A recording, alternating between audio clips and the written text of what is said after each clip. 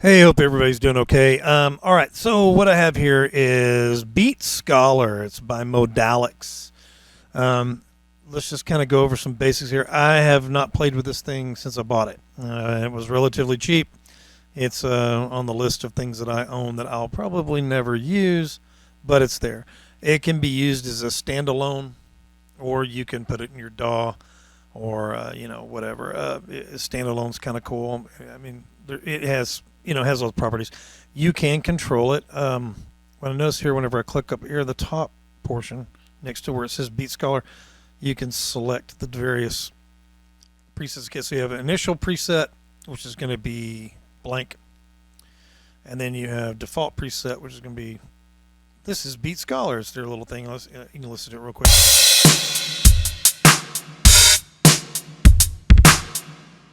Pretty basic. Anyway, you have your user presets. Got different tutorials, tell you how to do everything. You go through there. Let's see, save to menu, save file, load from file, show preset directory, check for updates. MIDI channel, you can change the MIDI channel on this. Of course, I know for a lot of us, it's going to be 10. Another thing you can do down here, you can enable master, auxiliary, and sampler. It says sampler on there, and if I can load my old samples into here, that makes it even that much cooler. One thing that's pretty obvious here too is when I come over here to the word, there's map.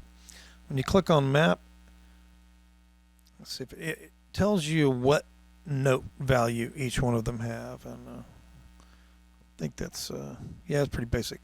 So different note values on here, and of course you can adjust that accordingly through MIDI. I only have it hooked up to my keyboard right now, on my computer keyboard. I haven't hooked up to an actual keyboard yet, so I don't know the utility on that. But that will be my next little episode here, and I'll let y'all know if you care. DM me and on Facebook there, and let me know if that interests you. If it doesn't, then whatever. I mean, I don't mind going through all this stuff with you. Okay, basic functionality. What they've done here.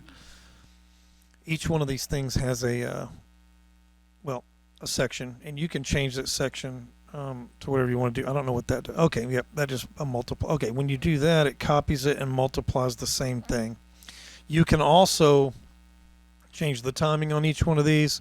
I haven't quite figured out how to change that, but you can, and I'll figure that out. And if you want to know how I did it, I'll let you know. Of course, you can save what you do.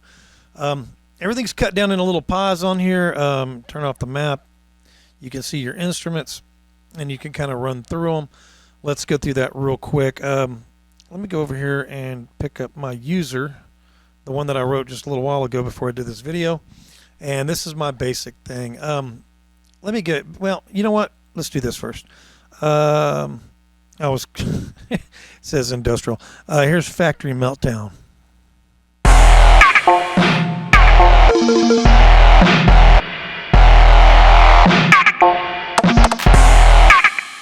And as you can see, you can have multiple instruments on there. Each color represents the instrument that you changed it to. I don't know if anybody cares to use anything like this for their guitar rock or anything, but let's just go Degenterator. Okay, let's see what this sounds like. Who knows? Okay. Prog metal. Let's do a riffage.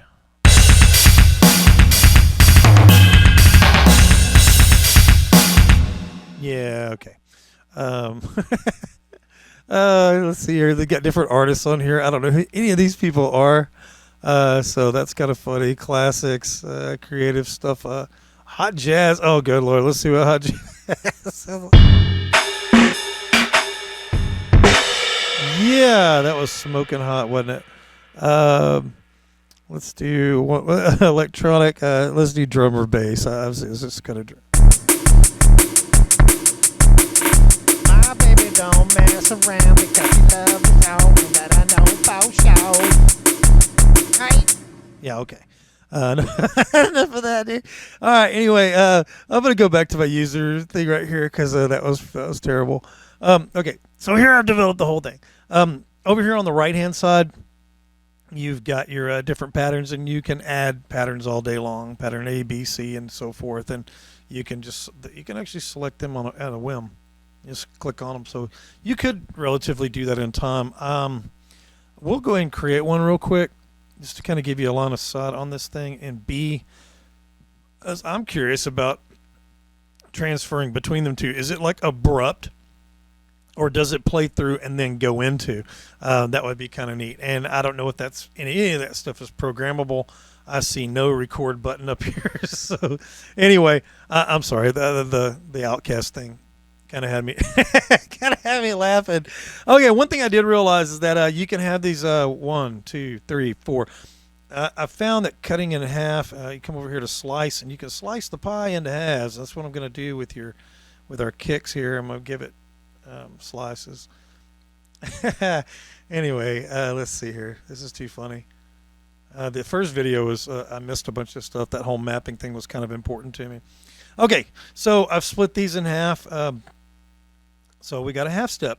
Ta-da! 1, 2, 3, 4, or 1, 2, 3, 4. You know the half step.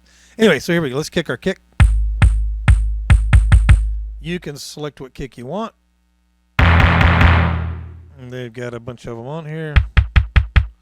And along with that, you can change the volume of it. You can also attack, dampen, or fine tune. You can change the pitch of it. So let's go ahead and put one on here. Let's go ahead and click it. Oh yeah, by the way, whatever you click is what color is going to come up on the pie. So we're on the kick.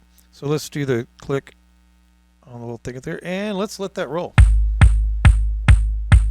Okay, you can change the BPM right here.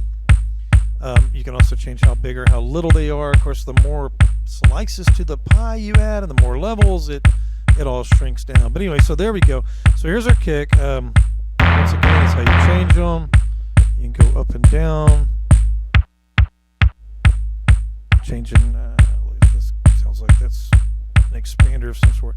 Real quick, just because I'm curious, what happens when I click the little envelope here? Load custom sample. Well, hey, boys and girls, if that should be the case, that is kind of fun. Let's see. I'm sorry, this is probably going to take a little bit. I wasn't expecting to find that. I didn't know it was going to be that easy. Let's see here. Samples, leaves, and waves. It's kind of funny. A buddy of mine sent me a whole bunch the other day. Yeah, here, Drum Lab 1, David. David, you know who you are. I have no idea what these are, but let's just get there and let's just pick one of my friend David Lee's samples. Let's pick the first one, see what happens. Let's just load that. Oh my God, it put it right there. Okay, let's see, see what we got. Hey, not a bad choice right off the bat, eh? Okay, so there we go, one shot. And I suppose you saved that. So anyway, we're on track B. All right, next. I want to add, I'm gonna just put snare here, but let's do hi-hats up here. So I'm gonna split this into 4s. And that way we can turn that into a 16 or within that. Make sure I get all these little pie shapes going on here. Now, okay, so here we go. All right, so let's find our hi-hat. That's going to do. So if I go the first part, that's a little off, isn't it? Let's get rid of it. See what happens when you do the bottom portion. Okay, so the bottom left is going to be in time with your half a pie here. So that's great. What if I do this? Oh, look at that.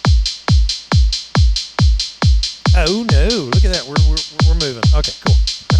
All right, let's go over here. Let's get the snare.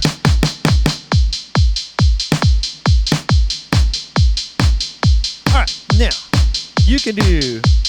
It'd be really cool if you could record this. I don't see a record button, but here's cutoff. I guess you could do that in a live setting if you wanted to use this as a standalone. This does open in a DAW, by the way.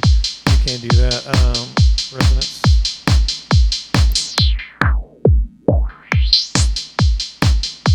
Okay, Nito Dorito, right? Crush.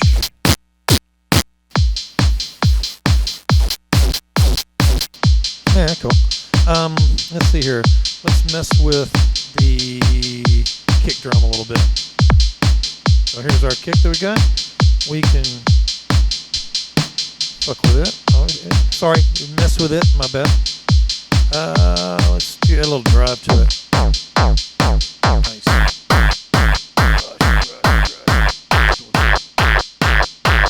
Alright, cool. So there's that. Get that thing. And reverb. A little reverb on the hi-hat.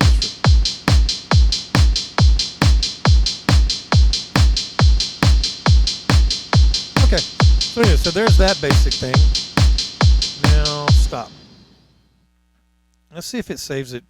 I mean, I didn't hit save, but if it deletes this, it's going to be kind of a... You know what? I'm not going to risk it.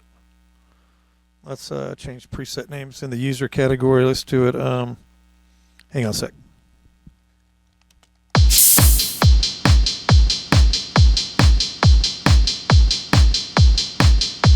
Okay, I just named that 4 on the floor B. Save it. Okay, stop that. Yeah, the keyboard, your computer keyboard is going to trigger this thing as well. So that's kind of cool, right? I mean, you don't have to have a mouse up there. You can trigger all this stuff. I even think there's a play mode with the keys, like hitting certain keys will actually play the instrument. That would be neat to do. But anyway, so here we go. I got it on B. Now let's go up here to A, and then here's B. And we can answer that other question that I know some of y'all probably have the question. I was already there. Anyway, as you can see, I've kind of broken it down here. Let me go ahead and mute everybody that's above the kick. And you can see I just did 4 on the floor. I didn't do anything special. So here we go. Hey, cool that. It carried my sample over that I sampled in here. So that's a plus. All right, let's add our snare to it. Snare's already there. All right, let's add... Yeah, I did a little faster kick. And it's kind of neat to watch them kind of dance around in there. And like I said, you can mix these up. You don't have to go everywhere. I mean, you could take this open right here and put it, let's see, put it there. All right, there we go. Okay, that's funny. And then up here, and then I added some claps. All right, my big question was, what about it changing over? Now, if it does a playthrough 2B, that'd be great. If it's abrupt, I'll be kind of bummed. Oh, well, look at that. So you could inevitably rig up your entire night's set on this thing and just have your patterns already ready to go, everything you've written. So I guess if you want to spend some time with Beat Scholar, this could be an alternative drum machine. Now what if I change it up here? Because the tempo is going to be different, obviously, but let's just see what happens. Oh, that was abrupt. How about that? Oh, that's kind of... But whatever. Anyway, I don't know what y'all think. But the price isn't too bad from what I recall. Hey, you know what? Before I end this video, let's see if we can pull that up. Oh, wrong folder. Let's pull up old Google it here and see what we get. Hold on a second.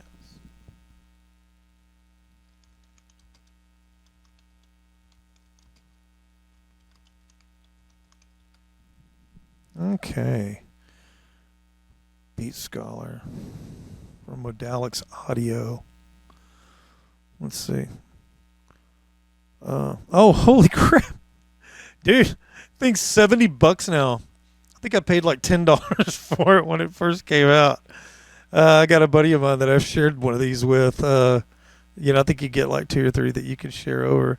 It looks like they've gotten a little, I don't know, maybe they're getting a lot more action with this thing than I thought. I mean, dude, this thing's just been sitting on my desktop forever. Anyway, like I said, you can open up that in the DAW. You can use it as a standalone instrument and have that go. It looks like the patterns are transitioning fairly well. Went pretty good. Didn't look like it. Oh yeah, I didn't save that as my thing. But anyway, it looks like you could save all this and keep it going. You can load your own instruments. So that is like way cool that I could get old buddies here and do my own. I can add my own sounds. Yay! Anyway, guys, there you go. Wow, $70. Probably wouldn't have made the video if I knew it was that much. That's kind of ridiculous. Anyway, yeah, I don't think 70. All right. Anyway, All right. Later, guys.